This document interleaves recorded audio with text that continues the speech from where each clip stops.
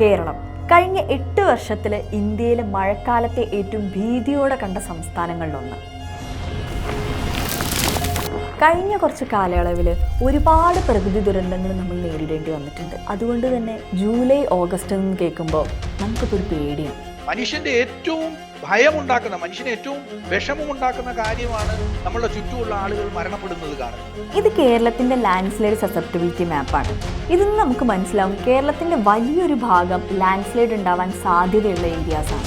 കേരളത്തെ സംബന്ധിച്ചിടത്തോളം ഈ ഉരുൾപൊട്ടൽ ഒരു പ്രതിഭാസം നിലനിൽക്കുന്ന ഒരു പ്രതിഭാസമായി തന്നെ നിൽക്കും. ഓരോ വർഷം കൂടുന്തോറും പ്രകൃതിക്ഷോഭങ്ങൾ നേരിട്ടുകൊണ്ടിരിക്കുന്ന കേരളത്തിന്റെ ഭാവി ഇങ്ങോട്ടാണ്. ഇന്ത്യയിലെ മേജർ സിറ്റീസൊക്കെ കഴിഞ്ഞൊരു മാസം മുമ്പ് പ്രളയത്തിന്റെ പ്രതിസന്ധിയിലായിരുന്നു. എന്നാൽ അതിന് തൊട്ട് മുമ്പ് ഈ സിറ്റീസൊക്കെ ചുട്ടുപൊള്ളുമായിരുന്നു. ലോകത്തിലെ തന്നെ 50 ഹോട്ടസ്റ്റ് സിറ്റീസിൽ 50 ഇന്ത്യയിലായിരുന്നു. അതായത് ഇന്ത്യ എന്ന് പറയുന്നത് എക്സ്ട്രീം ക്ലൈമറ്റ് ഉള്ള ഒരു രാജ്യമാണ്. അതിൽ നിന്നൊക്കെ ഡിഫറെൻ്റ് ആയിട്ട് ഒരു മോഡറേറ്റ് ക്ലൈമറ്റ് ആണ് കേരളത്തിൻ്റെത്. ഇതിൻ്റെ റീസൺ കന്യാകുമാരി തൊട്ടിട്ട് ഗുജറാത്ത് വരെ നീണ്ടു കിടക്കുന്ന ഹിമാലയത്തെക്കാളും പഴക്കമുള്ള ലോകത്തിലെ ഏറ്റവും റിച്ച് ബയോഡൈവേഴ്സിറ്റി ഹോട്ട്സ്പോട്ടുകളിലൊന്നായിട്ടുള്ള വെസ്റ്റേൺ ഘട്ട്സ് ആണ്. ശരിക്കും പറഞ്ഞാൽ ഈ പശ്ചിമഘട്ടം എന്ന് പറയുന്ന അല്ലെങ്കിൽ ഈ വെസ്റ്റേൺ ഘട്ടില്ലെന്നുണ്ടെങ്കിൽ നമ്മുടെ ജീവൻ തന്നെ നിലനിൽപ്പില്ല. കാരണം വെള്ളം കിട്ടുന്നത് നമുക്ക് അവിടെ നിന്നാണ്. കേരളത്തിനെ കേരളമാക്കുന്നത് വെസ്റ്റേൺ ഘട്ട്സ് ആണെങ്കിലും ഇതിന് വേറൊരു സൈഡുണ്ട്.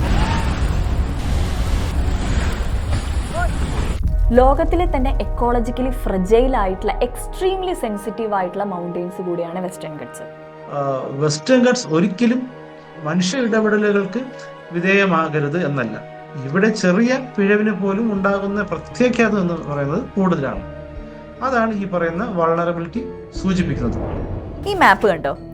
ഇത് GSIയുടെ ലാൻഡ്സ്ലൈഡ് സസെപ്റ്റബിലിറ്റി മാപ്പാണ്. അതായത് ലാൻഡിനെ പല സോണുകളാക്കി തിരിച്ചിട്ട് അതിൽ ലാൻഡ്സ്ലൈഡ് ഉണ്ടാവാൻ സാധ്യതയുള്ള സോണുകളെ ക്ലാസിഫൈ ചെയ്യുന്ന മെത്തേഡാണിത്.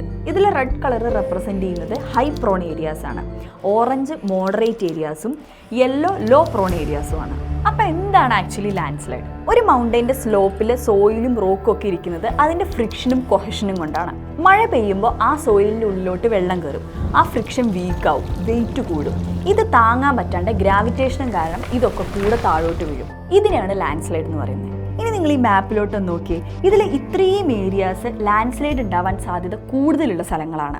ഇനിയിപ്പോൾ ഇടുക്കി എടുത്ത് നോക്കുകയാണെങ്കിൽ ഇടുക്കിയുടെ ഓൾമോസ്റ്റ് 60% സ്ഥലങ്ങളും ഹൈലി പ്രോൺ ആയിട്ടുള്ള ഏരിയാസാണ്. അതുകൊണ്ട് തന്നെയാണ് കേരളത്തിൽ ഉണ്ടായിട്ടുള്ള മൊത്തം ലാൻഡ്സ്ലൈഡ്സ് എടുത്ത് നോക്കുകയാണെങ്കിൽ അതിൽ 47% ഇടുക്കിയിലാണ്. ഓരോ സ്ഥലത്തിൻ്റെ സോയിൽ ടൈപ്പും അതിൻ്റെ സ്ലോപ്പും റെയിൻഫോൾ പാറ്റേൺസും മുമ്പുണ്ടായിട്ടുള്ള ലാൻഡ്സ്ലൈഡ്സും ഇതൊക്കെ കൂടെ അനലൈസ് ചെയ്തിട്ടാണ് ഇത് പ്രോൺ ആണോ അല്ലയോ എന്നുള്ളത് ക്ലാസിഫൈ ചെയ്യുന്നത്. The sustainability map is a warning system for planets, not a guarantee that landslide will or will not occur. So ഇതെന്ന് നമുക്ക് മനസ്സിലാക്കാം കേരളം നാച്ചുറലി എത്രത്തോളം വൾണറബിൾ ആണെന്നുള്ളത്. ഇനി ഇതിൻ്റെ കൂടെ തന്നെയുള്ള വേറെ ഫാക്ടേഴ്സാണ് ഈ സ്ഥലത്തിൻ്റെ അടുത്തുള്ള കോറികളും റോഡ്സും ടണൽസും ഒക്കെ.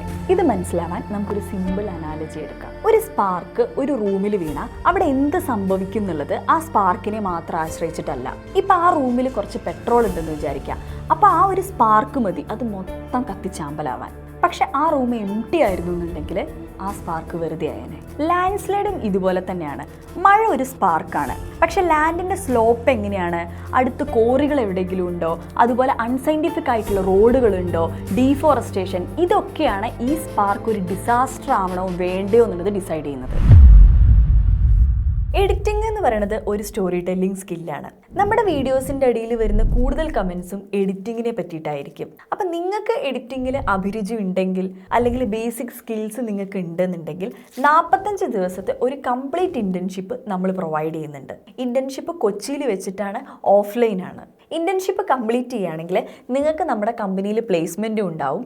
അപ്പോൾ ലിങ്ക് ഞാൻ ഡിസ്ക്രിപ്ഷനിൽ കൊടുക്കാം. Back to video. July 30, 2024 India കണ്ട ഏറ്റവും വലിയ ലാൻഡ്സ്ലൈഡുകളിലാണ്.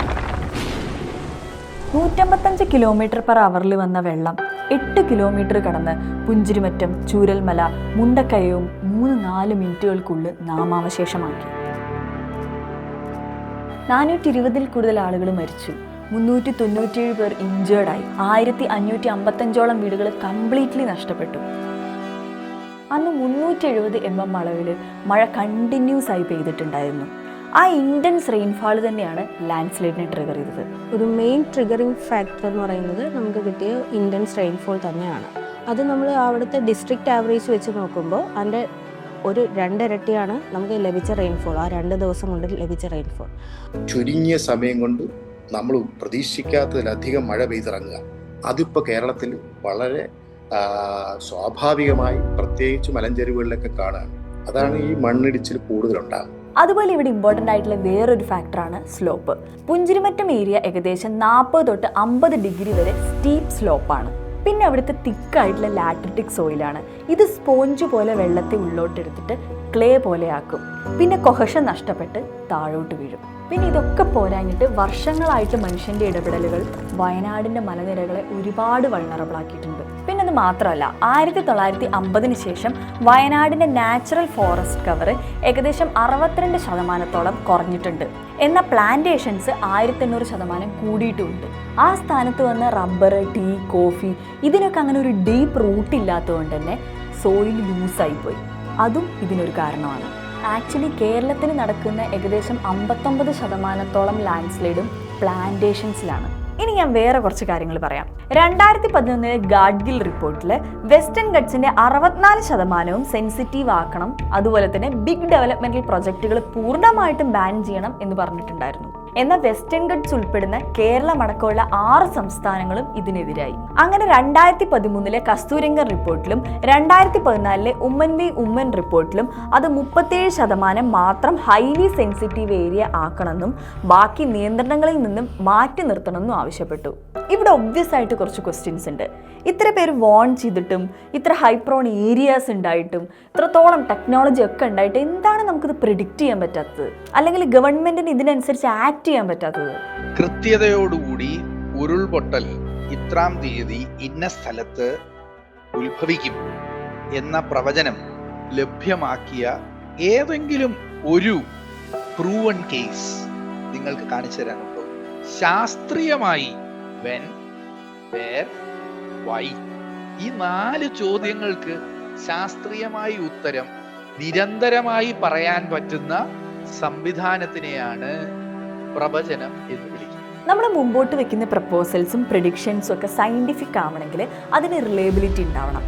അതായത് ഈ പ്രഡിക്ഷൻ്റെ മെത്തേഡ് എല്ലാ സ്ഥലത്തും ഉപയോഗിക്കാനും റിസൾട്ട് ഉണ്ടാക്കാനും പറ്റണം. ഒരു എക്സാമ്പിൾ പറയുകയാണെങ്കിൽ, നമ്മൾ ഹാർട്ട് റിലേറ്റഡ് ആയിട്ടുള്ള ഒരു ടെസ്റ്റ് ചെയ്യുകയാണെങ്കിൽ ആ കിട്ടുന്ന റിസൾട്ട് ആയിരിക്കണം വേറെ ഏത് ഹോസ്പിറ്റലിൽ ചെന്നാലും കിട്ടേണ്ടത്. അതാണ് റിലയബിലിറ്റി. സോ പ്രിഡിക്റ്റ് ചെയ്യുക എന്ന് പറയുന്നത് അത്ര ഈസി ആയിട്ടുള്ള ഒരു കാര്യമല്ല. അതിൻ്റെ കാരണം എന്തെന്ന് വെച്ച് കഴിഞ്ഞാൽ, ഭൂമിയുടെ അടിയിൽ നടക്കുന്ന പ്രതിഭാസങ്ങൾ, എസ്പെഷ്യലി മൂവ്മെൻറ്റ്സുകൾ വളരെ റാൻഡം ആണ്. അതുകൊണ്ട് തന്നെ അതിൻ്റെ പാറ്റേൺ കണ്ടുപിടിക്കുക എന്നുള്ളത് നിയർലി ഇമ്പോസിബിൾ ആണ്. മുണ്ടക്കൈ ചൂരൽമലയിൽ പോയി ആ ഉരുൾ പൊട്ടി വന്ന സ്ഥാനം വീണ്ടും റീകൺസ്ട്രക്ട് ചെയ്താൽ അതിന് തൊട്ടപ്പുറത്ത് ഒരു 10 മീറ്റർ അപ്പുറം പോലും അല്ലാതെ അതേ സ്ഥല സവിശേഷമായ പ്രത്യേകതകളുള്ള ഒരു പോയിന്റും നിങ്ങൾക്ക് കാണാൻ പറ്റും. ഒന്നിലധികം പോയിന്റുകളും കാണാൻ പറ്റും. എന്തുകൊണ്ട് ഇവിടെ ഉരുൾ പൊട്ടി അവിടെ പൊട്ടിയില്ല? അതേ മഴ തന്നെയല്ലേ അപ്പുറത്തും പെയ്തേ. ഇനിയിപ്പോൾ ഇത് മൊത്തത്തിലൊന്ന് സിമ്പിളായിട്ട് പറയുകയാണെങ്കിൽ, ഭൂമിയുടെ ഫാക്ടേഴ്സ് വെച്ചിട്ട് ലാൻഡ് സ്ലൈഡ് നടക്കാൻ സാധ്യത കൂടുതലുള്ള സ്ഥലങ്ങൾ നമുക്ക് ക്ലാസിഫൈ ചെയ്യാൻ പറ്റും. ഈ ക്ലാസിഫിക്കേഷൻ തന്നെയാണ് GSIയുടെ മാപ്പിലും ഗാഡ്ഗിൽ റിപ്പോർട്ടിലും ഒക്കെ പറയുന്നത്. പക്ഷെ എക്സാക്റ്റ് ആയിട്ട് പ്രിഡിക്റ്റ് ചെയ്യുക എന്നുള്ളത് നമുക്ക് പറ്റില്ല. അപ്പം പകരം നമുക്കിവിടെ എന്താ ചെയ്യാൻ പറ്റുക? അപ്പോൾ നമുക്ക് ചെയ്യാൻ പറ്റുന്ന കാര്യങ്ങളെ നമുക്ക് 3 ആയിട്ട് ഡിവൈഡ് ചെയ്യാം. അതിൽ ഒന്നാമത്തത്, ലാൻഡ് സ്ലൈഡ് പ്രിവെൻറ്റ് ചെയ്യാൻ എന്ത് ചെയ്യാൻ പറ്റും, അതായത് ഇത് വരാതിരിക്കാൻ വേണ്ടി നമുക്ക് എന്തൊക്കെ കാര്യങ്ങൾ ചെയ്യാൻ പറ്റും. രണ്ടാമത്തത്, ഇതൊരു ഡിസാസ്റ്റർ ആവാതിരിക്കാൻ അല്ലെങ്കിൽ ആളുകളുടെ മരണസംഖ്യ കുറയ്ക്കാൻ നമുക്ക് എന്ത് ചെയ്യാൻ പറ്റും. മൂന്നാമത്തത്, ലാൻഡ് സ്ലൈഡ് സംഭവിച്ചതിന് ശേഷം നമ്മൾ എന്തൊക്കെ ചെയ്യണം. ഇനി ഈ 3 നമുക്ക് ഓരോന്നായിട്ട് നോക്കാം. ആദ്യത്തേത് ലാൻഡ് സ്ലൈഡിനെ എങ്ങനെ പ്രിവെൻറ്റ് ചെയ്യാം എന്നുള്ളതാണ്. സോ ഇവിടെ ആദ്യം തന്നെ മനസ്സിലാക്കേണ്ടത്, കേരളത്തിൻ്റെ നാച്ചുറൽ വൾണറബിലിറ്റിയും സോയിലും റെയിൻഫോൾ പാറ്റേൺസും ഇതൊക്കെ ഫിക്സ്ഡ് ആണ്. ഇതിൽ നമുക്ക് പ്രത്യേകിച്ച് ഒരു മാറ്റം കൊണ്ടുവരാൻ പറ്റില്ല. അപ്പോൾ ഇവിടെ പ്രിവെൻഷൻ എന്നതുകൊണ്ട് ഉദ്ദേശിക്കുന്നത് ലാൻഡ് സ്ലൈഡ് ഉണ്ടാവാതിരിക്കുക എന്നുള്ളതല്ല, പകരം ഹ്യൂമൻ ആക്ടിവിറ്റീസ് കൊണ്ടുണ്ടാവുന്ന അപകടങ്ങൾ എങ്ങനെ കുറയ്ക്കാം എന്നുള്ളതാണ്. അതിൽ തന്നെ ആദ്യം നമ്മൾ അറിയേണ്ടത് ക്വാറിയിങ്ങിനെ പറ്റിയിട്ടാണ്. കേരളത്തിൽ 5924 ക്വാറീസ് ഉണ്ട്. അതിൽ 750 മാത്രമാണ് ഒഫീഷ്യൽ പെർമിഷൻ ഉള്ളത്. ബാക്കിയുള്ളതിനൊന്നും പെർമിഷൻ ഇല്ല. ഇവർ എത്ര വലിയ മിഷനാണ് ഉപയോഗിക്കുന്നത്, അല്ലെങ്കിൽ കൺട്രോൾഡ് ആയിട്ടുള്ള ബ്ലാസ്റ്റിംഗ് തന്നെയാണോ ചെയ്യുന്നത്, ഇതൊക്കെ വലിയ വിഷയങ്ങളാണ്. അതുപോലെ തന്നെ ഡീഫോറസ്റ്റേഷൻ, അതിൻ്റെ ഒരു ഭീകരത മനസ്സിലാവണമെങ്കിൽ കവളപ്പാറ ഇൻസിഡൻ്റ് ഒന്ന് നോക്കിയാൽ മതി. അവിടെ ഓൾറെഡി ഉണ്ടായിരുന്ന മരങ്ങൾ വെട്ടിയിട്ട് റബ്ബർ പ്ലാന്റേഷൻസ് വെച്ചു. അതിന് ഡീപ്പ് റൂട്ട് ഇല്ലാത്തത് കൊണ്ട് തന്നെ അവിടെ ഉണ്ടായ ലാൻഡ് സ്ലൈഡിന് ഇത് വലിയൊരു കാരണമായി. അതുപോലെ അൺസൈന്റിഫിക് ആയിട്ട് നടക്കുന്ന എല്ലാ കൺസ്ട്രക്ഷനും ലാൻഡ് സ്ലൈഡിനെ ബാധിക്കുന്ന ഒരു ഫാക്ടർ തന്നെയാണ്. എന്നാൽ വയനാട്ടിലെ ടണലിൻ്റെ അവിടെ ഉണ്ടായിട്ടുള്ള ലാൻഡ് സ്ലൈഡിനെ പറ്റി പറയുകയാണെങ്കിൽ അതിലിപ്പോഴും സ്റ്റഡീസ് നടന്നുകൊണ്ടിരിക്കുകയാണ്. അതുകൊണ്ട് കറക്റ്റ് ആയിട്ടുള്ളൊരു കൺക്ലൂഷൻ ഇപ്പോൾ നമുക്ക് പറയാൻ പറ്റില്ല. എന്നാലും നമ്മൾ അറിഞ്ഞിരിക്കേണ്ട കുറച്ച് ആസ്പെക്ട്സുകളുണ്ട്. ഈ തുരങ്കത്തിന്റെ അല്ലെങ്കിൽ രണ്ടറ്റം ഉണ്ടല്ലോ, അവിടെ എപ്പോഴും ഭയങ്കര ഡേഞ്ചർ. ഈ തുരന്ന് തുടങ്ങുന്ന ആ ഭാഗത്ത് ഭയങ്കര ഡേഞ്ചറസ് ആണ്. അത് വളരെ കെയർഫുൾ ആയിട്ട് ചെയ്യണം. ചിലപ്പോൾ അകത്തോട്ട് പോകുമ്പോൾ ഇത്രയും പ്രശ്നം വരത്തില്ല. കാരണം 8 കിലോമീറ്ററോളം 8.5 കിലോമീറ്ററോളം തുരക്കണം. ഇത്രയോ 17ഓളം ഹെക്ടർ ഫോറസ്റ്റ് ലാൻഡിനെ ഇത് ബാധിക്കും. അവിടെ ട്രൈബൽ ആൾക്കാരുണ്ട്, ഒരുപാട് പക്ഷികളുണ്ട്, ഒരുപാട് എക്കോസിസ്റ്റം ഉണ്ടല്ലോ. അപ്പൊ ഇതെല്ലാം നമ്മളൊന്ന് മനസ്സിരുത്തി വേണം ഇത്. അതുകൊണ്ട് എൻ്റെ ഒരു വിലയിരുത്തൽ എന്ന് പറയുന്നത് ഈ ഒരു ചെറിയ ഇൻസിഡന്റ് എന്ന് പറയുന്നത് ഒരു ഐ ഓപ്പണർ ആകും. ഇനി രണ്ടാമത്തത്, ഇതെങ്ങനെ ഒരു ഡിസാസ്റ്റർ ആവാതെ മാക്സിമം ആളുകളെ സേവ് ചെയ്യാന്നുള്ളതാണ്. അതിലേറ്റവും പ്രായോഗികമായിട്ടുള്ള മെത്തേഡ് ഇവാക്വേഷൻ തന്നെയാണ്. എന്ന് വെച്ചാൽ പ്രോൺ ആയിട്ടുള്ള ഏരിയാസിൽ നിന്ന് ആ ഡേഞ്ചർ വരുന്നത് മുന്നിൽ കണ്ട് ആളുകളുടെ ജീവൻ സേവ് ചെയ്യാൻ വേണ്ടി താൽക്കാലികമായിട്ട് മാറ്റുക എന്നുള്ളതാണ്. അതായത് വയനാട്ടിൽ ഈ ലാൻഡ് സ്ലൈഡ് ഉണ്ടായ അതേ ദിവസം കോഴിക്കോട് വിലങ്ങാടും ഇതുപോലൊരു മാസീവ് ലാൻഡ് സ്ലൈഡ് ഉണ്ടായിട്ടുണ്ടായിരുന്നു.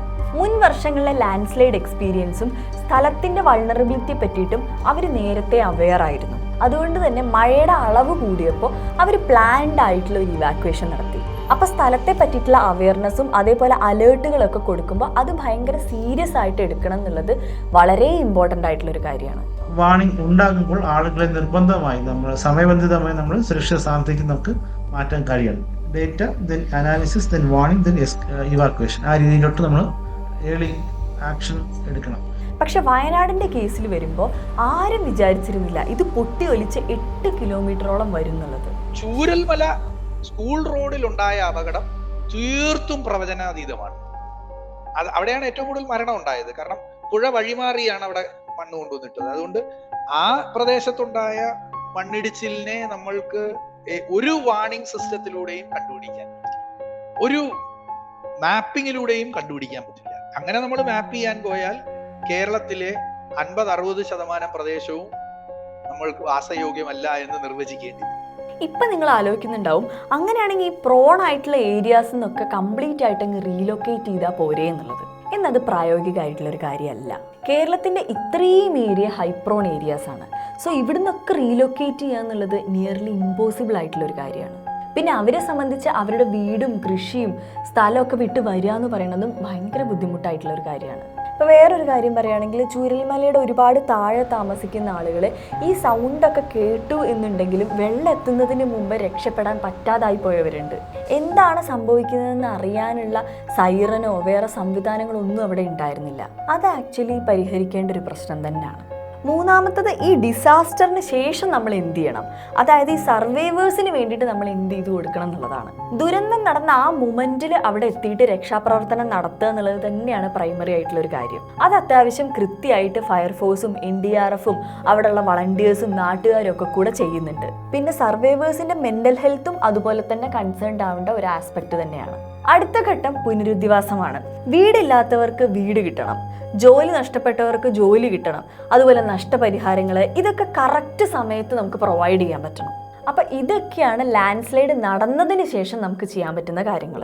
സോ നമ്മളിവിടെ ലാൻഡ് സ്ലൈഡ് എന്താണെന്നും അതുപോലെ അതിലോട്ട് ലീഡ് ചെയ്യുന്ന ഫാക്ടേഴ്സും അവിടെ നമുക്ക് എന്തൊക്കെ ചെയ്യാൻ പറ്റും എന്നുള്ളതും വയനാടിനെ ഒരു കേസ് സ്റ്റഡി ആക്കി വെച്ചുകൊണ്ട് നമ്മൾ ഡിസ്കസ് ചെയ്തു. പക്ഷെ കേരളം നേരിടുന്ന മറ്റൊരു പ്രതിസന്ധി ആയിട്ടുള്ള ഫ്ലഡിനെ പറ്റിയിട്ട് നമ്മൾ എവിടെയും മെൻഷൻ ചെയ്തിട്ടില്ല. അത് വേറെ ഒരു ടോപ്പിക്കാണ്. നമുക്കത് വേറൊരു വീഡിയോയിൽ ഡിസ്കസ് ചെയ്യാം.